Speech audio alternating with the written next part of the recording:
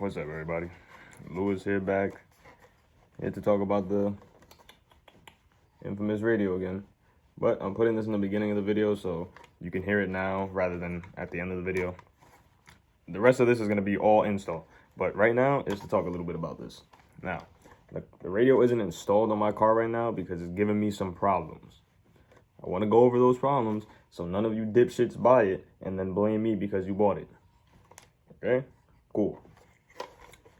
Now, I live in a colder state. I live in the Northeast. Right now, there's all types of precipitation. It's cold, it's raining, it's snowing, it's hailing. Basically, your climate control within the vehicle is essential. It's needed.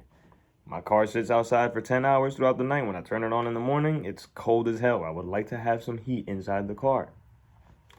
This radio does not allow that. Not sure why. It works temporarily. It will work for about a day and a half, and then it just stops working. Climate control on the screen stops working. All of my physical buttons, except for my hazards, stop working. I can't even raise the volume of whatever I'm listening to from the buttons. Now, I'm not exactly sure what keeps happening. I want to say that the radio is pulling too much energy and it's causing some sort of short within the radio, causing some functions to stop. Cool. My reasoning for this is I can't seem to find any way to fix that except replacing the radio fuse under the hood. Under the hood is a 20 amp radio fuse for these cars. I've gone through that minimum 20 times. I've replaced that fuse 20 fucking times, bro. I've gone to AutoZone and bought about 3 kits. I'm tired of it. I'm tired of it, bro. You can't, when it's raining, the car gets foggy inside. You have no climate control. You have to roll with the windows down in the butt rain. Like, I can't do it. I can't do it. It's too uncomfortable. So, with that being said, until it gets to better weather conditions by me, this motherfucker's staying right in the trunk. Keeping this in the trunk. I'll keep trying to mess with it. I'll plug it into another battery and see if, and see if it's just, I don't even know, bro. I can't even tell you. I'll try to plug it into different things and see what's up, but as of right now, I'm not going to keep replacing fuses just to get this shit to work. I put the original climate control in the car, put my old radio back in there. I've been chilling. I've been all right. I'm not going to deal with this right now. It's been about a month of me dealing with this. I was replacing fuses for 5 weeks, I want to say. A month and a half. The whole time. Since I posted that last video. To now. I've been replacing fuses nonstop. And I can't deal. When it gets hot, I'll work on it again. But as of now, I'm kind of fucked. So I'll keep it in the trunk.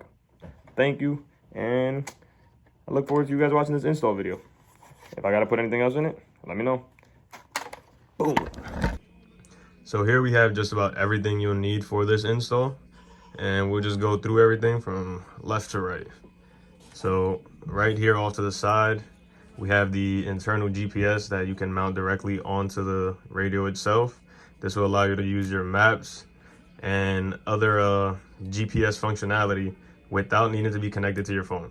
So you don't need Wi-Fi, you don't need your phone service, you can just have a GPS. That's amazing, right?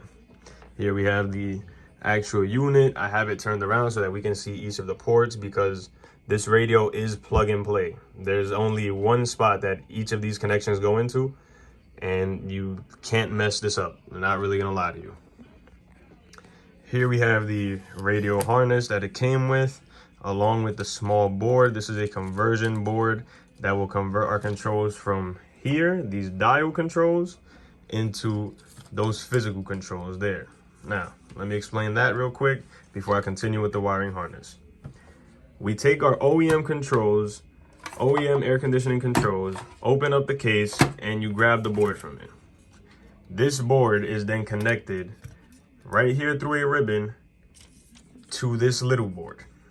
This little board is connected to the rest of the harness that is connected to our new radio and new buttons.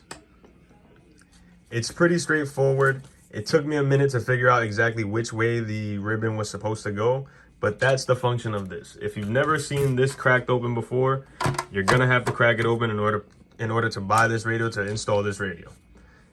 Now, to continue with the harness, here we have the CAN bus box, which allows for the new functionality of the touchscreen AC controls. For those of you interested, somebody commented on my last video about, I'm pretty sure it was these connections, the audio and video connections for a music setup. That's also included here. You can splice it however you need. There's a lot of extra wiring here that I did not need. Just zip tied it all up, tucked it. This is the best way for me. This is the best way for me to be able to fit all of this behind the damn radio. That was funny. Now that I've taken care of that little issue right there, I can now go over the amp bypass harness. For those of you that don't know, I really don't want to talk about it, but I'll go over it real quick. In the IS300, most aftermarket radios come with an amplifier already installed, internally installed. Like the back of this radio has an amplifier already installed, correct?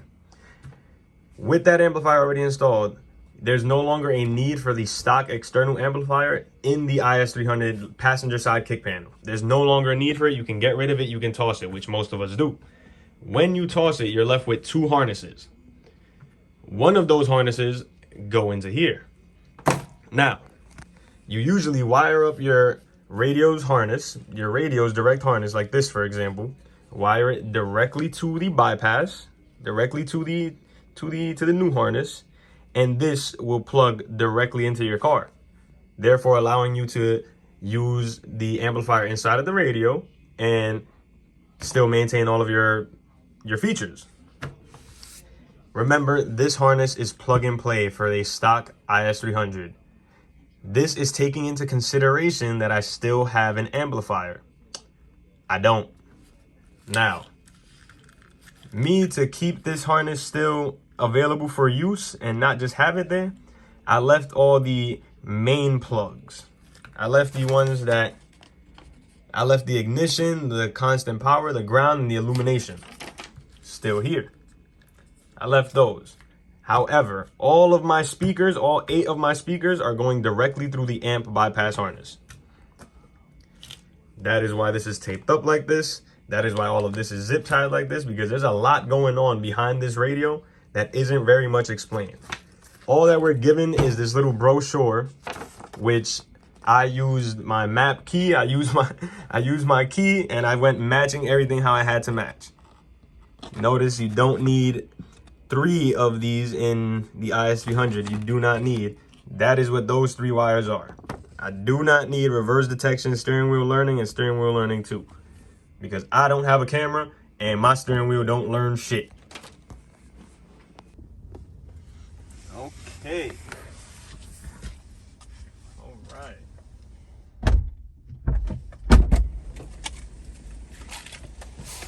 Now, it's windy as a bitch, but we'll show you how to do this. So, I like to start off, first and foremost, plugging everything in first, then plugging everything into the radio after. I mount the radio last, because I want to have all of that organized before the radio actually goes on. Now, I've started a bit already, but I'm only about 2 steps in, so I'll show you exactly what's been done. As I showed you in the last clip, I already had everything wired together, so I ran the amp bypass through the dashboard already. It's coming out of here because it's the longest wire. I want to have that set so I don't have to force it through later. The OEM AC control board is plugged in already. This is exactly how it gets plugged in. The same stock harnesses plugged directly into the board. It's pretty simple, honestly. It's pretty direct. The difficult part about this is having all of this shit organized behind the radio so it can sit flush. That is the worst part of this, but I'll get it done. Don't worry, I'll get it done. I'll get this shit done. Now, look, with all of the normal harnesses moved, there's still a decent amount of crap down here, right? So let's get some stuff out of the way so I can properly tuck everything, because I fucking hate having a mess and it's kind of cold. So I hope this can be seen. So I try to pull the harness as far as I can, and I like to sit the board right behind the little tab here. There's a little tab that's on the bottom, and I like to place the board right in that gap. Right back there. It just stays just like that. It stays literally just like that. Now, from the plug and play harness, if this can be properly seen, I hope it can. From this harness, the labeled harness, directly into the car's radio harness. Directly into it. Look. Plug and play. Whoop. Done. That's connected. Right? Now it's all a matter of keeping the heated seat components and everything else just as tucked away as can possibly be. However, I still have 3 connections. Boom, boom, and should be one more if I'm not mistaken. Boom. These are my last 3. Let's tuck this off to the side. Have my heated seat connections here. And these 3 I can connect now. Got my radio, have a USB coming out of it. Now, before I mount it, I plug that one. That's the main radio harness. Boom, that's done. Plug the bottom. Boom, that's done. And the last green one. Boom, that's done. After that, everything will move, of course, but this is where you have to be a bit versatile and move things as you mount. Boom. Just like that. That's all it took. Now, it doesn't sit super flush. It does once you bolt everything in. Once everything is bolted in, it sits a little better, but this is where you make some adjustments towards how you want it. Now, you can get really specific with this. You can make a little casing for that board. You can move everything exactly how you want it. You know, but the main focus is to still maintain the neatness, I would say, in the front. It don't matter what's going on back there. It's all about right here. Now, if you've ever installed any IS300 radio, it's this top cubby and 4 bolts and the tray that goes right here. This isn't very difficult. I'm not going to explain to you how to get to them. I'm not going to do it. You can watch somebody else for that. Easy. 10 mil. Grab that up. Tighten these bottom ones.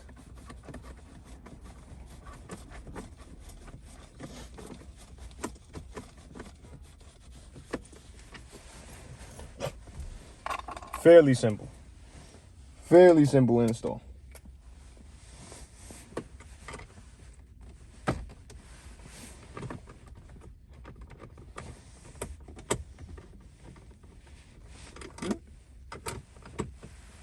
There we go.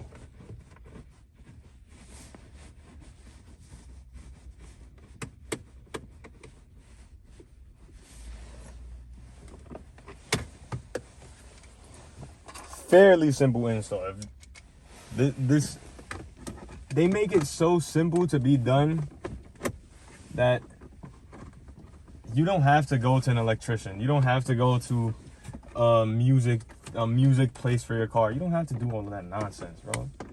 Dudes charge $300 to do some simple shit. They charge $400 to do some simple shit. That a simple YouTube video could save you all that money. You could buy one of these bitches. Because it's just not happening for me, bro. For me, it's not happening. Anything that I can do by myself, I'm not going to go pay for. Sorry. Not sorry. Haha. Now, there it is mounted. I'll add the bottom cover in a few, top cubby in a few. But I don't put all 4 bolts because one of my bolts broke and got stuck in that bitch, a bolt that didn't belong. However, I'll try to show you the best view I can of the behind as much as I possibly can. You know, there's the board. See, I can still kind of adjust it. Bunch of wiring just there. The harness. that harness, remember, there's a amp bypass running right there, which goes right up there. Now,